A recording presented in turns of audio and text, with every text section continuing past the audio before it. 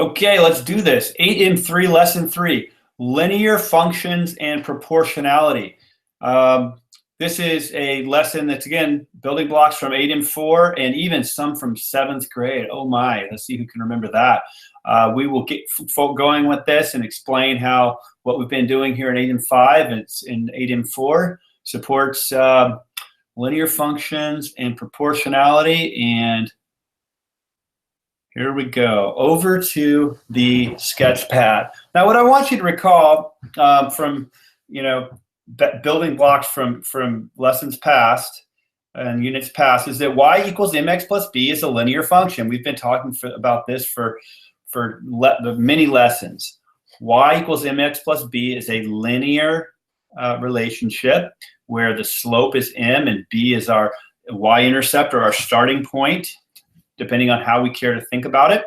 Now, B, there's a special case of y equals mx plus b, and we've seen it and we've talked about it when b is 0. When the starting point, when b is 0, the starting point is 0 in a word problem. When the, the y-intercept is at the origin for graphs, or y equals, something like 3x. It's an implied plus 0, but we just don't write it. So in this case, what we have is simply y equals mx, and we forget about this plus b. And this is called a proportional relationship. And we studied these pretty heavily in 7th grade, proportional relationships. Now, we don't talk too much about these, but I'll try and call them out when they happen today because it doesn't really matter. We're advanced 8th graders, and we know that linear functions sometimes cross the y-axis at 0, in which case we have y equals mx, and sometimes it crosses the y-intercept at another number. Then we have this plus b piece. So today's lesson, we're going to talk only about linear relationships, linear equations, some of which are also proportional, where the b is 0. So that's the overview of today's lesson. And y equals mx plus b is always a function. We put in an x is our input, and y is our output. Y is a function of x.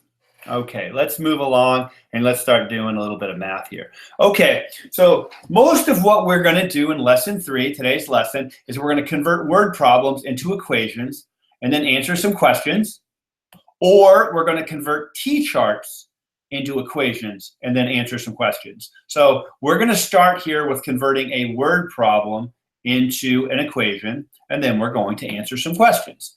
Okay, so let's get off green. Let's go to blue, or purple here. So Joe fills an empty pot at 8 cups per minute. So he's going to fill an empty pot, we'll call it with water, just so with the water. He's at the sink, and he's filling it at 8 cups per minute. And so we have this question: how long will it take to fill it if it's 100 cups in size? This is a big pot. It's got 100 cups in it, right? So we are going to talk about if he fills an empty pot. So what does it say? Where do we start? How many cups do we start with if it's an empty pot? Starting cups. Well, it's 0. We start with 0 cups. And we can make a little t-chart over here just to verify it. We'll say at minute 0, that's our starting point, and then we'll say the number of cups is 0. So we know so that's kind of our B, or that is our B, right? When we talk about converting a word problem into an equation, we're talking about turning it into a y equals mx plus b form, right? And so our b is our starting point, and our m, our m is our slope. Our m is our slope or our rate. And what rate do we have here? Well, we see this rate is 8 cups per minute. And that's good because our rate is always written as our y over our x. Our rate is always written as our y units over our x units. So 8 cups per minute, right? This is our y and this is our x. Everything's looking really nice. So our slope here is 8. So our function is y equals 8 times x.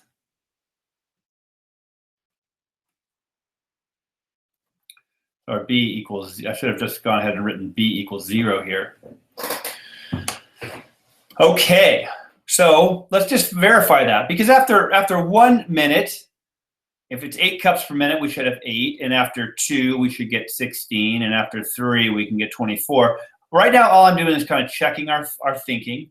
It's not necessary for those of you who have kind of internalized this concept of slope and rate being the same thing, and knowing how to look at a word problem and take that slope right out of the middle of it, that rate right out of the middle of it, and write an equation here.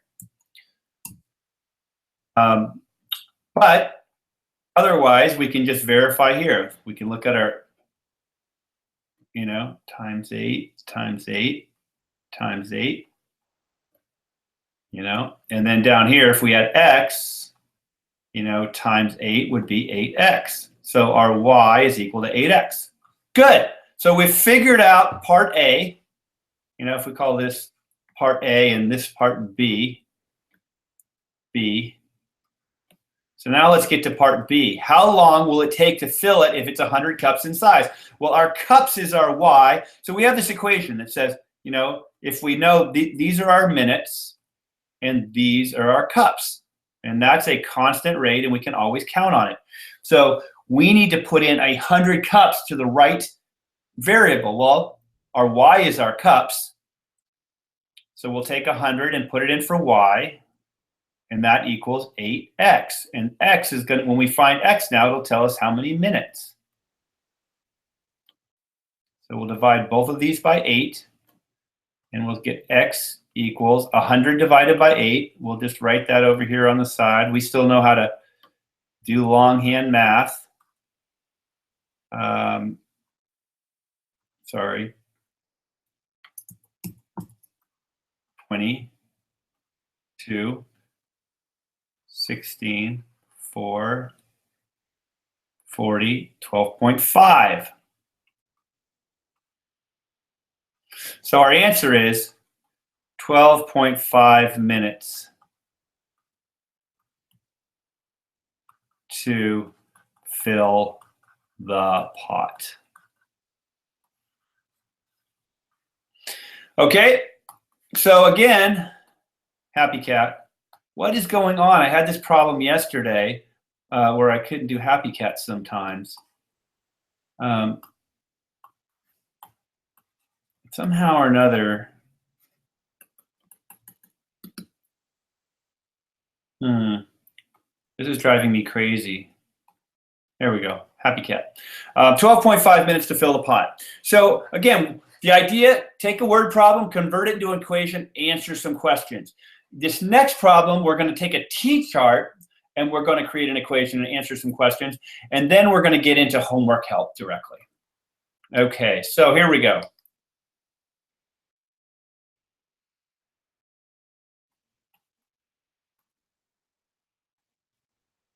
Screen 5, okay, sorry, whatever, sorry. This T-chart represents a linear function. So we're gonna write the function, and then we're gonna write a word problem to match the story.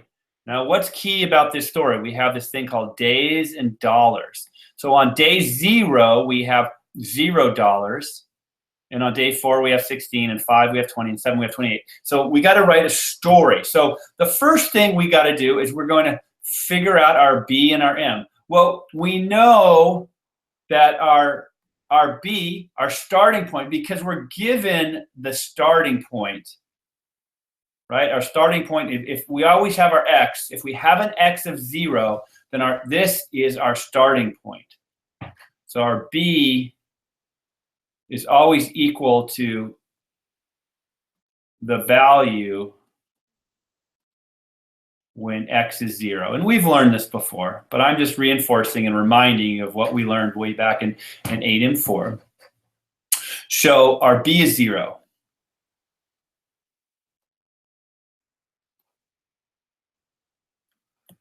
Okay, now we got to find our m. Now our m we can find by the same way we would find it if we had a graph. We'd take any 2 points to find slope, use any 2 points to calculate, and we write our y2 minus y1 over x2 minus x1. And that's our slope formula. So let's do that here. Let's take the two that are the closest together. Let's take this one. I like these 2 points. Well, so we'll call this point 1 and this point 2. So we're going to subtract our y's. So y2 is 20 minus x1 is 16. And our x2 minus our x1 is 5 minus 4. So that's 4 over 1, and that's 4. So our m equals 4. So if our b is 0 and our m is 4, our equation is y equals 4x plus 0. But I'm not going to write that. So we have y equals 4x. Okay, and our slope, what is the, so now I'm going to ask you another question really quick. What, and I'm going to put this in red, what are the units of our slope? And I want you to recall, go back to the last slide if you don't remember, or just let me tell it to you, but you need to internalize this concept. It's the same as kind of the slope formula. You take the y and you put it over the x, but in this case, it's the y units over the x units. And our y units are dollars per day. And so we can write that dollars per day. And that's 4. So something about this story is $4 per day, and we started with $0. So I just got to come up with a story with $4 per day, starting with $0. So my story is going to go like this. My story says, I am saving for an iPod. Do people have iPods anymore, or is it just iPhones? I don't know. I'm saving for an iPod. I start with $0 and save $4 per day. And that's my story. And this is the T-chart. And this is the algebraic expression or equation, algebraic equation that models this story. The only thing we don't have is a graph, but I haven't asked you to make a graph. I just asked you to make a word problem, write the function, and we have a T-chart. So what you're going to need to do now is we're going to go to homework help, and we're going to, oh no, I'm going to show you one more thing before we go straight to homework help. And that's this one. This is an equation where we actually don't have the starting point. We don't have b equals what? We don't know. And there's some problems, some homework problems like this one. So in this case, if you don't know b and it's not easy to figure out, you find m first, because m can be calculated by using any 2 points. I'm going to give you a hint. Maybe use these two because their x is just 1 apart. So the story goes, Joey is playing Pokemon Go. He's collecting Pokemons at a constant rate. What does that mean? A constant rate, for those of you who have been paying attention to the videos, constant rate implies a linear equation or a linear function. Linear. So I want you to write an equation to model how many Pokemons he has at any given week. We have some data points here that all fit on the line and all match the equation. And so you're going to have to dig back into 8 and 4. Dig back to 8 and 4 to remember how to find M and then find B. How many Pokemons did he start with at week 0? And that's my second question, question B. So we're going to have to find this value of B, and that's going to be equivalent to the answer in B. Okay, let's do it in purple. Okay, so you're going to get another question sort of like this in the homework help. But you can solve this if you want to right now, or you can just let me solve it for you. Either way is fine. I encourage you, if you think you know how to do it, to go ahead and pause and try. Otherwise, I'm going to go ahead and solve it. So M equals y2 minus y1 over x2 minus x1. And I'm going to use these 2 points here because they're really close together, and it's going to make my math easy. And so this is my point 1, this is my point 2. So these are my y's and these are my x's. So my y2 minus my y1 is going to be equal to 202 minus 189 over my x's, 8 minus 7. So that equals 13 over 1, which is equal to 13. And my units are what? Again, my units are my y's over my x's. So that's 16 Pokemon per week. He's collecting 16 Pokemon per week. And so that's also my M, my slope. M is 13. Now, if M is 13, and I have these example, I know that all of these points will make this equation true. I know that it has to fit this formula. Going back to 8 and 4. So I'm going to let's use this point here, and let's plug it in. This is my x, and this is my y, and my slope is 13. So if my y is 150, my M is 13, my x is 4, and I don't know what my b is. So I get 150 equals 52 plus b. So subtracting 52. Well, I'm going to do this in my head, and I'm going to show you the cool math that you can do in your head. Well, 150 minus 50 would be 100, so 150 minus 52 must be 98. Ooh, cool math tricks. So B is 98. So my equation is, putting B and M together, is y equals 13x plus 98. So when x is 0, I can do this 2 ways. I can, say, well, when x is 0, what is y? And I can say, well, y is equal to 13 times 0 plus 98. So y equals 0 plus 98. So y equals 98. Or I could just say, well, 98 is my starting point. I know that because it's my b. And so I could have just answered this question. So we started with 98 Pokemon in my Pokemon Go app. And our equation is y equals 13x plus 98. And if I ask you how many Pokemon per week is he collecting, you could have said he's collecting, and I didn't ask you this, but he's collecting 13 Pokemon per week.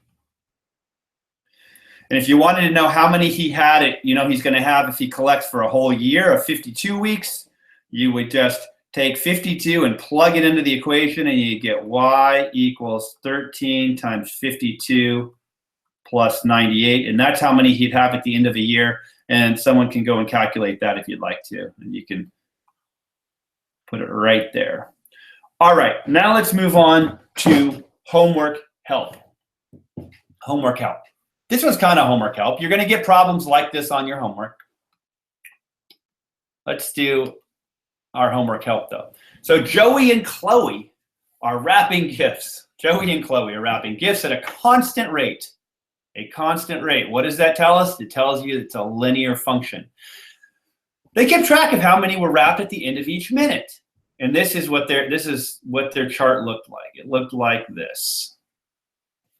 So my question for you is, how many gifts were already wrapped when they started? What's their starting point?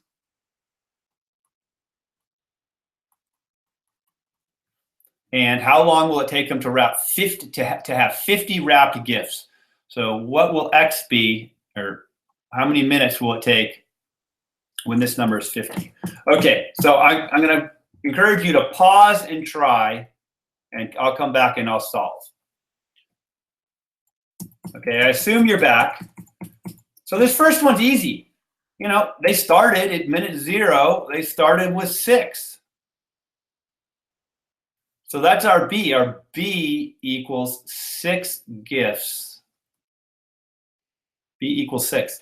Now, to figure out how long it takes them to have 50, I need to write an equation. Let's write the equation. And to write the equation, I know my B, but I haven't figured out my M. So let's take 2 points. I'll take these two. I'll make it a little bit harder.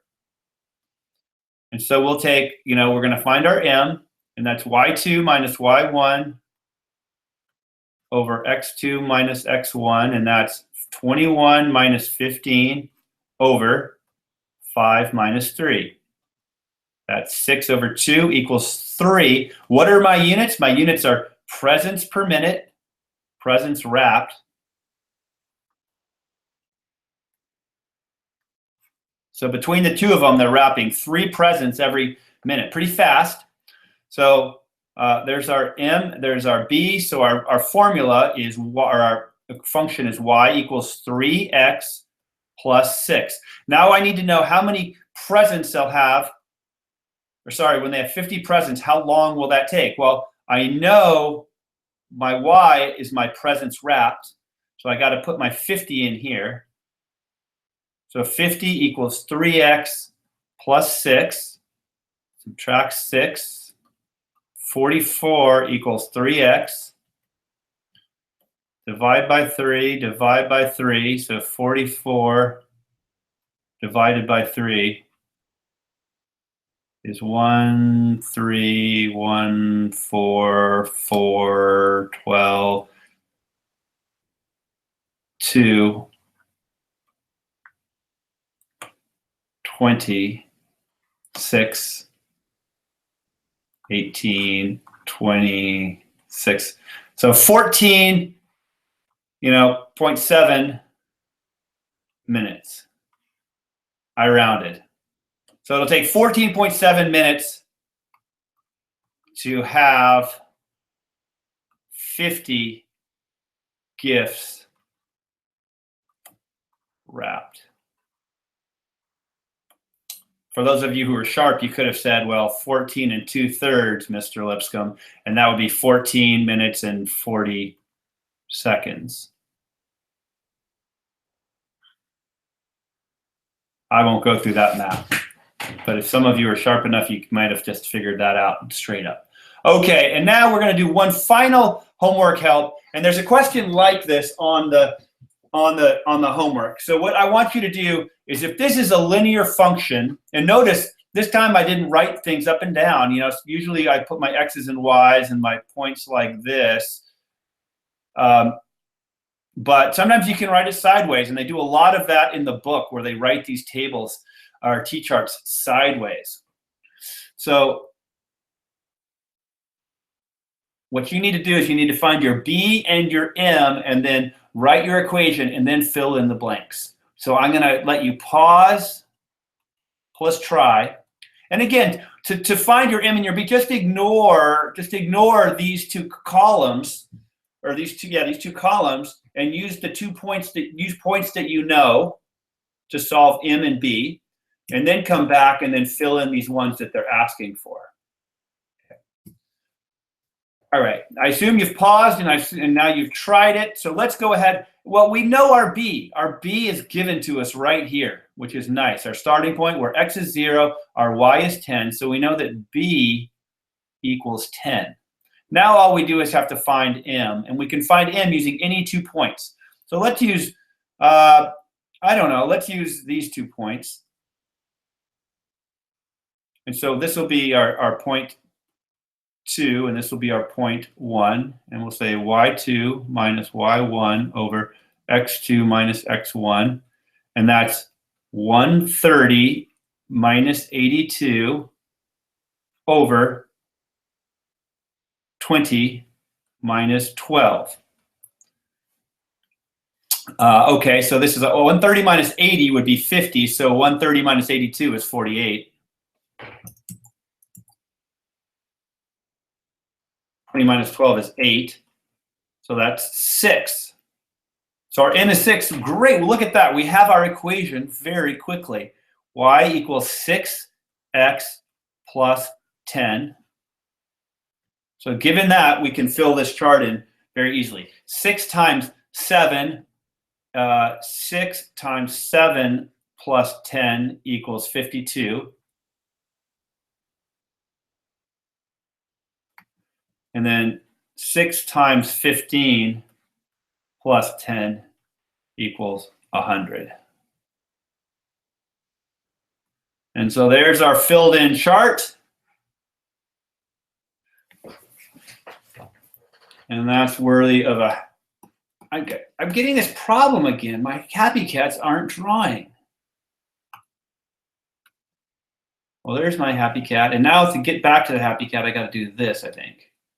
Yeah, something weird with happy cats. I don't know. There we go. Spinning happy cat. All right, let's end this lesson, and we'll just